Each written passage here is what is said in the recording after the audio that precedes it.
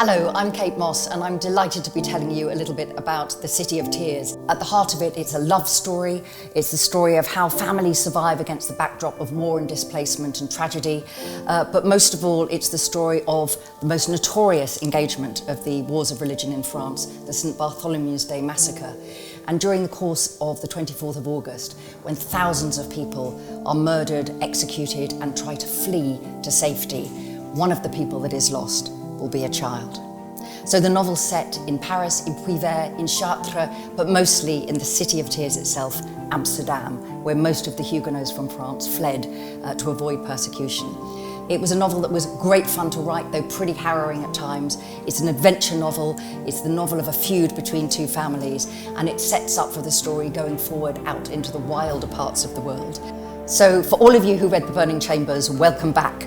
You'll remember we finished that with my family in Puy-Vert, their family home, the castle in the mountains in the Pyrenees, trying to decide whether to go to Paris for a royal wedding. And of course, anyone who knows their history of the wars of religion will be shrieking, please do not go to Paris for the royal wedding. But everybody will set out. And when I started to write the book, I knew that they would go there, but I didn't know who would leave Paris alive. And one of the exciting things for me as the novelist is, in a way, like you, wondering what's going to happen. So I gather all my characters together, the characters that I hope you fell in love with in The Burning Chambers, and then I set them free and see where they go.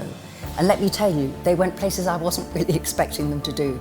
So it's a novel that's set in many different parts of France, but mostly in Amsterdam. With The City of Tears, I was lucky enough to be given a fellowship by the Dutch Literature Foundation, which meant that I spent a month in Amsterdam, really getting under the skin of the place.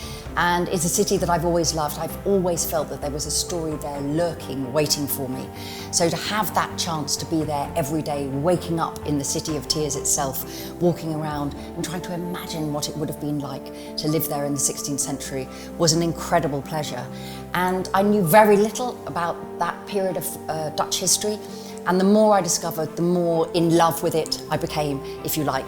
And so much of my storytelling, which is adventure storytelling, it's about jeopardy, it's about momentum, it's about that sitting on the edge of your seat moment. And that as much for me as the writer as for you as readers, I hope.